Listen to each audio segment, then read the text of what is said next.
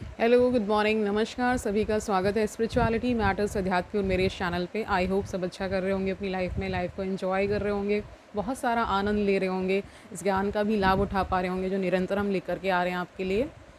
ओशो के सेशंस हमें ये सिखा रहे हैं कि जीवन हमें किस तरह जिया जाना चाहिए, कैसे हमें किस पड़ाव पर और क्या कब क्या क्या करना चाहिए, क्या नहीं करना चाहिए, ये भी ज्ञान हमें ओशो दे रहे हैं।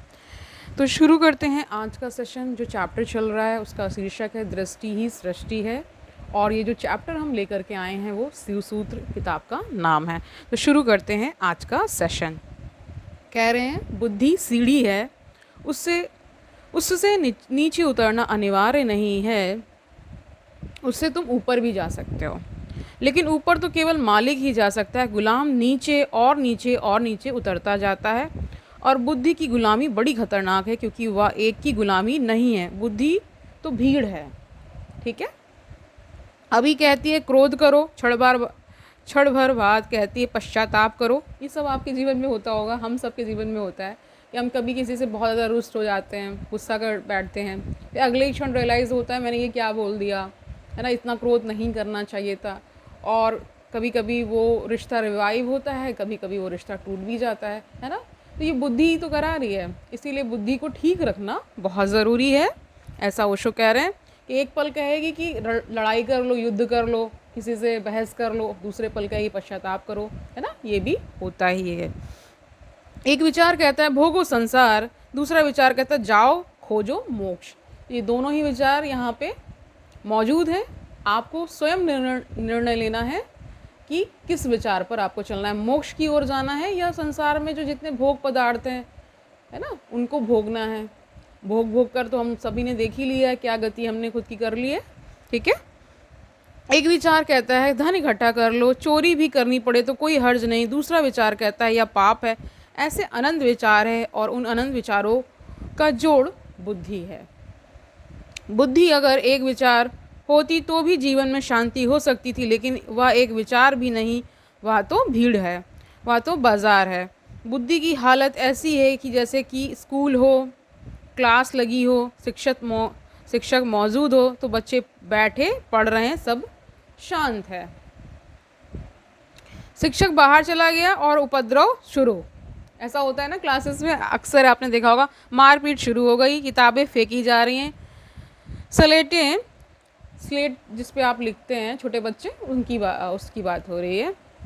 क्या उसको कह रहे हैं स्लेटें फोड़ी जा रही हैं, टेबल उल्टा दी गई है, तख्ते पर कुछ कुछ लिखा जा रहा है, गाली गलौज बकी जा रही है। ये सब बच्चे, अब उनका कोई मालिक नहीं है, इनको कोई देखने वाला नहीं है। शिक्षक भीतर कमरे में वापस आ जाता है, एकदम सन्नाटा, सब किताबें अपनी जगह पर आ गई, लड़कों की नज़रें नीचे झुक गई, वे अपने काम में लग गए हैं। जैसे ही तुम्हारी मालकियत भीतर आती है, बुद्धि एकदम काम में लग जाती है। जैसे ही तुम्हारी मालकियत खो जाती है, बुद्धि एक उपद्रव है, एक अराजकता है।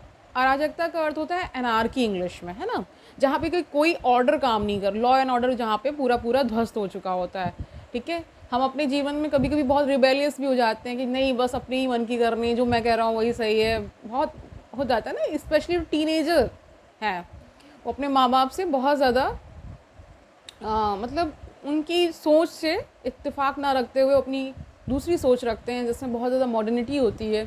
और देखिए हर चीज़ का एक बैलेंस, इसीलिए मैंने हर बार कहा है कि ज़रूरी होता है। बहुत ज़्यादा आप आधुनिकता की दौर में अगर आप हैं और बहुत ज़्यादा वहाँ आपका मन लगने लगा है, तो फिर वो आधुनिकता आपको बहुत बड़े गड्ढे में गिराने वाली है, ठीक है।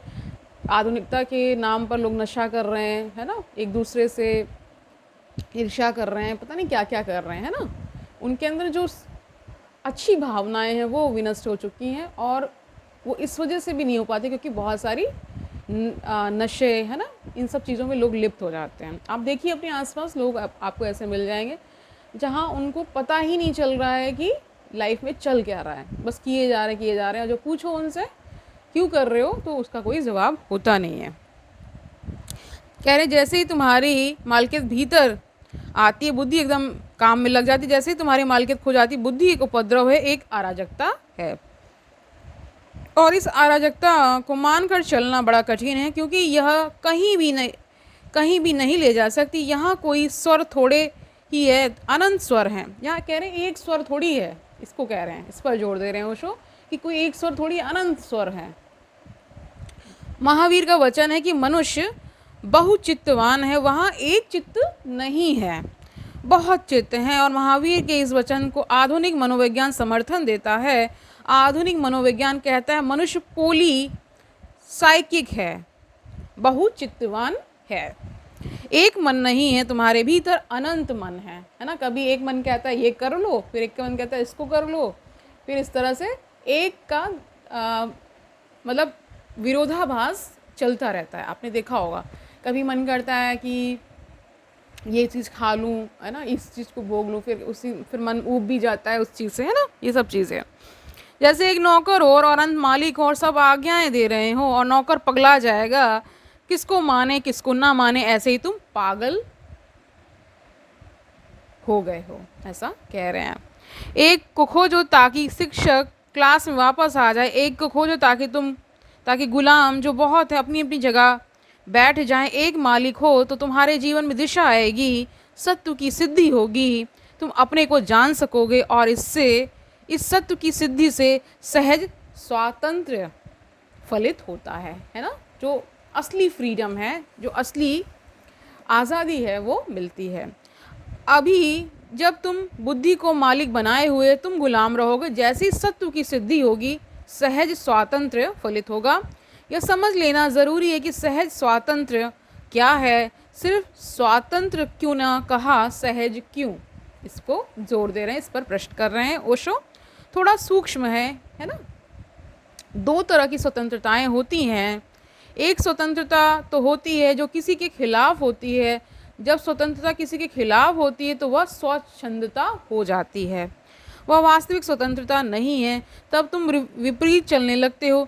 जैसे बुद्धि कहती है क्रोध करो, तो अगर तुम उल्टा चलने लगो कि यह बुद्धि कहती है क्रोध करो, हम क्रोध तो नहीं करेंगे, हम क्षमा करेंगे। बुद्धि कहती है मार डालो इसको, तुम कहते हो मारेंगे तो नहीं, है ना, हम मारेंगे तो नहीं, अपनी गर्दन इसके सामने रख देंगे कि तू मुझे मार डाल। बुद्धि जो कहे उसके विपरीत हम करेंगे, जैसा कि आमतौर से साधु करते हैं। बुद्धि कहती है चलो स्त्री को खोजो, साधु जंगल की तरफ भागते हैं। बुद्धि कहती है चलो धन को खोजो, साधु धन को छूते नहीं, धन छू जाए तो सांप बिच्छू मालूम पड़ता है। बुद्धि कहती है आराम करो, विश्राम करो, साधु धूप में खड़ा हो जाता है, कांटे की सैया बना लेता है। यह सच्ची स्वतंत्रता नहीं है, क्योंकि जिसके तुम विपरीत जा रहे हो तुम अभी भी उसी की सुन रहे हो, मालिक वह अभी भी है। तो देखिए विपरीत कार्य कर रहे हैं लेकिन उसके परिणाम स्वरूप तो कार्य कर रहे हैं ना, इसलिए इसको सहज स्वातंत्र्य नहीं कहा है ओशो ने। ठीक है, इसे थोड़ा समझो, यह थोड़ा जटिल है क्योंकि तुम्हारी लड़ाई जारी है। अगर तुम मालिक हो गए तो लड़ाई खत्म हो जाती। गुलाम गुलाम है, उससे क्या लड़ना। तुम्हारे घर में कोई गुलाम है और वह मालिक हो गया है, वह तुमसे कहता है कि नीचे बैठो तो तुम नीचे बैठते हो, तुमसे कहता है खड़े हो जाओ तो खड़े हो जाते हो। तुमने तय किया कि अब हम इस गुलाम के विपरीत चलेंगे, तब भी तुम्हारा मालिक रहेगा, तब भी वह तुम्हारा मालिक रहेगा, ऐसा ओशो कह रहे हैं। अब वह कहता है बैठो तो तुम खड़े हो जाते हो, मालिक तुम उसकी मानते, तुम उसकी नहीं, है ना, लेकिन फिर भी तुम उसी की मान रहे हो। सूक्ष्म अर्थों में इसको कह रहे हैं ओशो, क्योंकि वही तुम्हारे गतिमान, कह रहे हैं वही तुम्हें गतिमान कर रहा है। मतलब ज़रूर तुम उसके अपोजिट कार्य कर रहे हैं। वो मन कह रहा है बैठो, साधु की यहाँ चर्चा हो रही है कि साधु के लिए क्या स्थिति होती है कि अगर सांसारिक व्यक्ति वहाँ जाग रहा होता है तो साधु सो रहा होता है ना, उल्टा, हर चीज़ का उल्टा। रात में क्या कहा जाता है ना, 3 व्यक्ति जागते हैं, योगी, भोगी और रोगी। क्यों कहा गया? क्योंकि योगी तो अपने ध्यानस्थ अवस्था में निरंतर वो अपनी तपश्चर्या में लगा हुआ है। भोगी आप समझ रहे हैं, जो भोगते हैं, तो वो अपना रात। रोगी क्योंकि उसकी बीमारी इस प्रकार की है इसलिए वो ठीक से सो नहीं पाता और इसलिए वो भी रात को जागता है। तो तीनों की स्थिति लगभग एक जैसी कही गई है। ठीक है, यहाँ पे ओशो कह रहे हैं कि जो आपके साधु संत हैं वो क्या कर रहे हैं, सांसारिक व्यक्ति के विपक्ष में खड़े हो गए हैं। वो जैसा करता है, यानी सांसारिक मन जैसा करता है, उसके विपरीत वो चले गए हैं।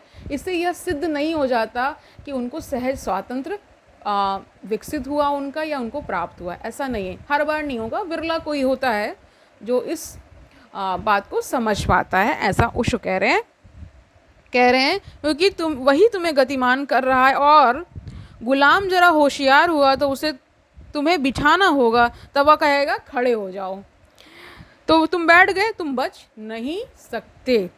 ठीक है।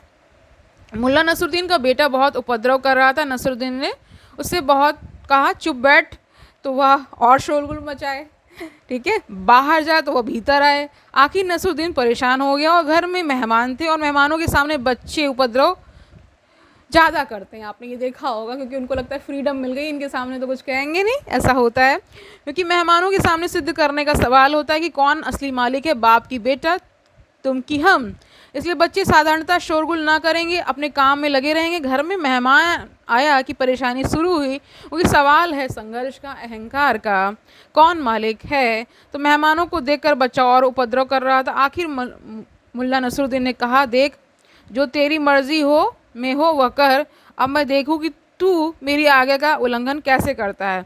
जो तेरी मर्जी में हो वह कर, अब मैं देखूं कि तू मेरी आज्ञा का उल्लंघन कैसे करता है। बच्चा जरूर मुश्किल में पड़ गया होगा। तुम अगर मन के विपरीत गए तो सहज स्वतंत्रता फलित ना होगी। एक स्वतंत्रता फलित होगी जो स्वतंत्रता नहीं है, बगावत है, विद्रोह है। लेकिन जिससे हम विद्रोह करते हैं उससे हम बंधे रहते हैं, जिससे हम लड़ते हैं उससे हमारा संबंध जुड़ा रहता है। मालिक हम अभी भी नहीं है। अभी भी इशारा वहीं से आता है। अब हम विपरीत करते हैं, लेकिन इशारा वहीं से आता है। तो तुम ब्रह्मचर्य साधो, लेकिन इससे कोई फर्क नहीं पड़ता। तुम्हारा ब्रह्मचर्य सिर्फ बगावत है, वह सहज नहीं है। काम वासना मन कह रहा था, तुमने कहा हम लड़ेंगे, यह लड़ाई है। लड़ाई गुलामी से कोई करता है, ऐसा प्रश्न कर रहे हैं ओशो। और जो लड़ाई गुलामी से करता है वह गुलाम को अभी भी मालिक मान रहा है। लड़ाई मालिक से होती है, गुलाम से क्या लड़ाई का सवाल है। इसलिए तुम्हारे साधु चाहे तुमसे विपरीत हों, तुमसे भिन्न हो नहीं हैं, तुम्हारे साधु तुमसे उल्टे जा रहे हों, लेकिन जहाँ तक मन की मालकियत का सवाल है, रत्ती भर भी फर्क नहीं है। सहज स्वतंत्रता बिल्कुल और बात है। सहज स्वतंत्रता का अर्थ ही यह है कि मैं मालिक हूँ, इसलिए अब मन की मानना या ना मानना दोनों सवाल नहीं है। मन के पक्ष में जाना या विपक्ष में जाना दोनों सवाल नहीं है। अब मैं मन को आज्ञा देता हूँ, अब मैं आज्ञा मानता नहीं। आज्ञा मानने के दो ढंग है, मानूं या विपरीत जाऊं, लेकिन दोनों ढंग मानने के ही हैं। बुद्धि जब मालिक हो जाती है तो उसकी मालकियत दो तरह की हो सकती है, नकारात्मक और विधायक, है ना।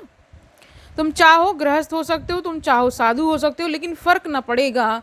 इसलिए तुम्हारे साधु गृहस्थ के उल्टे रूप हैं। शीर्षासन करते हुए कोई फर्क नहीं है। गृहस्थ से ज़्यादा तकलीफ में है, क्योंकि पैर पर खड़े हो जाना आसान है, सिर पर खड़े होना निश्चित ही कठिन है। नहीं तो प्रकृति तुम्हें सिर पर ही खड़ा हुआ बनाती। तुम जो कर रहे हो वे उससे विपरीत कर रहे हैं। तुम इकट्ठा कर रहे हो, वे त्याग कर रहे हैं। तुम शरीर की सुरक्षा कर रहे हो, वे शरीर को असुरक्षित छोड़ रहे हैं। तुम शरीर के लिए अच्छी सैया बना रहे हो, वे कांटे कंकड़ बीन रहे हैं। लेकिन तुमसे ठीक विपरीत, तुम भोजन का स्वाद ले रहे हो, वे उपवास कर रहे हैं, अनशन कर रहे हैं। तुम अच्छे वस्त्रों में ढके बैठे हो, वे नग्न हो गए हैं। यह सहज स्वातंत्र्य नहीं है, यह स्थिति तनाव की है, इसमें सहजता नहीं है। इसलिए यह सूत्र कहता है, बुद्धि के वश में होने से सत्व की सिद्धि होती है ना। ओके। और इससे सहज स्वातंत्र फलित होता है। तब तुम स्वतंत्र हो, तब तुम मन की तरफ नहीं देखते कि वह क्या कर रहा है, अब मैं क्या करूं, अब मैं क्या ना करूं। तब तुम मन की तरफ देखते ही नहीं। जिस दिन मन को ठीक से जान लिया, उस पर कंट्रोल करना आ गया, यानी सहज कंट्रोल हो जाए, उसमें आपको बहुत मशक्क़त ना करनी पड़े। यानी कि कुछ भी ऐसा नहीं है जिसमें आपको असहजता हो। अगर असहज है तो फिर वो सही स्वतंत्रता, सहज स्वतंत्रता नहीं होगी। ठीक है। तब तुम्हारा कर्तृत्व सहज होता है, तब तुम मन से सचमुच मुक्त हो गए, तब तुम निर्णायक होते हो। मन तुम्हारे पीछे चलता है, लेकिन यह तभी घटित होगा जब तुम मालिक हो जाओ। मालकियत घटित होगी जब तुम साक्षी हो जाओ। ठीक है, साक्षी बनना है। मन से लड़ना मत, अन्यथा सहज स्वातंत्र कभी फलित ना होगा। तुम लड़ेगे, तुमने मन को अपने बराबर मान लिया। तुम जिससे लड़ोगे उसको तुमने समान अधिकार दे दिया। कभी मित्र था, अब शत्रु हो गया। लेकिन तुम खड़े समान हो। मालिक समान नहीं होता, मालिक आकाश में होता है, नौकर ज़मीन पर होता है। मालकियत आ जाए तो स्वतंत्रता आती है।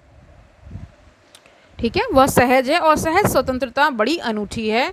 सुना है मैंने एक मुसलमान फ़कीर बायजीद हज की यात्रा को गया तो उन्होंने तय किया था कि हम 40 दिन का उपवास करेंगे। 5 दिन उपवास के बीत गए थे और वे एक गांव में पहुँचे। कोई 100 शिष्य बायजीद के साथ थे। वह बड़ा प्रतिष्ठित ज्ञानी था, दूर दूर तक उसकी ख्याति थी। जब वे गांव में पहुंचे तो गांव के बाहर लोगों ने आकर खबर दी कि बायजीद तुम्हारा एक भक्त है, उसने हद कर दी, गरीब आदमी है, एकदम गरीब आदमी है, सिवाय झोपड़े के उसके पास कुछ ना था। उसने झोपड़ा बेच दिया, गाय भैंस बेच दी, भैंस थी वे बेच दी, उसके पास जो था सब उसने सब बेच दिया और आज पूरे गांव को भोजन पर बुलाया है तुम्हारे स्वागत में। बायजीद तो उपवासा था और 40 दिन उपवास रखना था। शिष्य भी उस उपवासे थे और 40 दिन उपवास रखना था। बायजीद पर तो कोई तनाव ना हुआ, शिष्य बड़े तनाव से भर गए। लेकिन शिष्य जानते थे कि भोजन तो करना नहीं है, पर पहुँचे बायजीद तो बैठ गया थाली पर। उस शिष्यों को बड़ी बेचैनी हुई। अब जब गुरु बैठ गया तो वो भी बैठे, लेकिन बड़ी गिलानी से। और उन्होंने कहा, क्या बायजीद भूल गया, क्या इतनी जल्दी स्मरण खो गया, या कि बायजीद भोजन के रस में आ गया? मना करना था, हम 40 दिन का उपवास किए हुए हैं, जब तक हम हज की यात्रा पर पूरे न पहुंच जाएं वहीं जाकर भोजन लेना है। और यह क्या बात हुई, व्रत लिया और 5 दिन में टूट गया। लेकिन अब भीड़ के सामने कुछ कह भी नहीं सकते थे। भोजन कर लिया लेकिन बड़ी ग्लानि से किया, बड़ी तकलीफ से किया। और बायजीद की तरफ देखे तो बड़े हैरान हो, वह बड़े मज़े से भोजन कर रहा है, कोई बेचैनी नहीं है, कोई तकलीफ नहीं है। रात जब सब चले गए तो शिष्य गुरु पर टूट पड़े। उन्होंने कहा, यह हद हो गई, हम भोजन नहीं कर सकते थे और आपने किया, इसलिए आपके पीछे हमको भी करना पड़ा। बायजीद ने कहा, इतने परेशान क्यों होते हो? उसने इतने प्रेम से बनाया था कि उपवास तोड़ने जैसा था और उसके प्रेम को तोड़ने से नुकसान ज़्यादा होता। उपवास को तोड़ने से कोई नुकसान नहीं हुआ। हम 5 दिन और उपवास कर लेंगे, 40 दिन पूरे करने हैं। 40 दिन नहीं, 45 दिन कर लेंगे। उसका प्रेम टूटता, उसे हम कभी ना जोड़ पाते, उसके हृदय को चोट लगती, उसको जोड़ने का कोई उपाय ना था। उपवास ही करना है ना, ये 5 दिन भूल जाओ, आगे 40 दिन फिर कर लेंगे। फ़र्क शिष्यों की स्वतंत्रता सहज नहीं है, उनको तकलीफ जो हो रही है वह यह कि अरे मन की सुन ली। मन तो कह ही रहा था कि करो भोजन, हम लड़ रहे थे कि ना करेंगे, और मन की सुन ली, गुलामी आ गई। बायजीद मालिक है, वह अपने हाथ में है कि उपवास रखना कि तोड़ना। इससे मन की कोई बगावत नहीं है, मन से कोई विरोध नहीं है, मन का कोई मानना नहीं है। हम मालिक हैं, उपवास रखना है तो उपवास रखेंगे, नहीं रखना तो नहीं रखेंगे, निर्णय हमारा होगा। दोनों उपवासी थे, लेकिन दोनों के उपवास में बड़ा क्रांतिकारी फर्क है, मौलिक फर्क है, यानी फंडामेंटल फर्क आ जाता है। बायजीद की स्वतंत्रता सहज है, वह महल में ठहर सकता है निश्चिंत भाव से, वह झोपड़े में रुक सकता है निश्चिंत भाव से। लेकिन बायजीद के शिष्य अगर महल में रुकना पड़े तो कठिनाई में पड़ जाएंगे कि या तो भोग हो गया या बड़ी मज़े की बात है, कभी तुमको महल पकड़े रखता है, कभी झोपड़ा पकड़ लेता है, लेकिन पकड़ नहीं जाती। बायजीद दोनों तरफ जा सकता है, स्वतंत्रता उसकी सहज है, उसे कोई रोकने वाला नहीं है। निर्णय उसकी अपनी आत्मा का होगा, निर्णायक आत्मा है। सहज स्वतंत्रता तभी फलित होती है जब सत्व की सिद्धि होती है, उसके पहले सब स्वतंत्रताएं झूठी होंगी। स्वतंत्र स्वभाव के कारण वह अपने से बाहर भी जा सकता है और वह बाहर स्थित रहते हुए अपने अंदर भी रह सकता है। यह बड़ा कीमती सूत्र है। स्वतंत्र स्वभाव के कारण वह अपने से बाहर भी जा सकता है। कबीर कपड़ा बुनते रहे, जुलाहे थे, जुलाहे बने रहे। शिष्यों ने बहुत बार कहा कि अब यह शोभा नहीं देता कि आप कपड़ा बुनो, कि आप बाजार में बेचने जाओ, आप गृहस्थ नहीं हो। कबीर हंसते, वे कहते, सभी उसी का खेल है, बाहर और भीतर एक है। यह हमारी समझ में नहीं आ सकता क्योंकि हमें बाहर पकड़े हुए, इतने ज़ोर से पकड़े हुए हैं कि बाहर और भीतर एक कैसे हो सकता है। जैन फकीरों ने कहा है, संसार और मोक्ष एक है। हम एकदम घबरा जाएंगे, ऐसा कैसे हो सकता है, संसार हमें पकड़े, संसार में हम पीड़ित हैं, मोक्ष इसके विपरीत हैं, जहाँ हम मुक्त होंगे, शांत होंगे, आनंदित होंगे, सुखी होंगे, जहाँ कोई दुख ना होगा, हमारा मोक्ष हमारे संसार के विपरीत होने वाला है। लेकिन जब कोई व्यक्ति मुक्त होता है तो इस जगत में कोई चीज़ विपरीत नहीं रह जाती, सब विपरीत समाप्त हो जाते हैं। जब कोई व्यक्ति मुक्त होता है तो बाहर और भीतर का फासला खो जाता है, क्योंकि सारा फासला अहंकार की दीवार का है। क्या बाहर और क्या भीतर, बीच में अहंकार खड़ा है, उससे दीवार बनी है। जैसे ही हम एक मिट्टी के मटके को लेकर पानी में चले जाएं, नदी में पानी भर लें, तो हम कहेंगे या मटके के भीतर पानी या मटके के बाहर नदी, लेकिन फासला क्या है, सिर्फ एक मिट्टी की दीवार है ना। और मिट्टी की दीवार टूट गई तो बाहर क्या होगा, भीतर क्या होगा, जो बाहर है वही भीतर है, जो भीतर है वही बाहर है। ठीक है, तो आज के लिए हम इतना ही रखते हैं। आज के सेशन से हमने क्या जाना, जहाँ पे बाहर और अंदर का भेद मिट जाता है, मुक्ति वहीं हो जाती है। यानी कि कोई जो भी अंतर, कोई भी बाउंड्री जो आपको अलग करती हो, है ना, चाहे वो व्यक्ति की हो, स्थिति की हो, है ना, ये सारी चीज़ें जहाँ पे सहज स्वतंत्रता है, वहाँ पे कोई दबाव नहीं है, ऐसा बिहेव करना है या ऐसा हमें हो जाना है, जहाँ इसकी पूर्ण स्वतंत्रता हो जाती है, वहीं पर मुक्ति घटित हो जाती है। इसीलिए जैन फकीरों ने क्या कहा, संसार और मुक्ति सेम कह दिया उन्होंने। ठीक है, ये बहुत ही सुंदर दर्शन है, इसको आप पकड़िए। ठीक है, तो आज के लिए इतना ही रखते हैं, कल मिलते हैं। तब तक आनंद से रहिए, सुखपूर्वक अपना जीवन व्यतीत करिए, दूसरों को सुखी करिए, और ये भी याद रखिए ये ज्ञान कितना आवश्यक है। कल मिलते हैं, तब तक के लिए हरिओम तत्सत।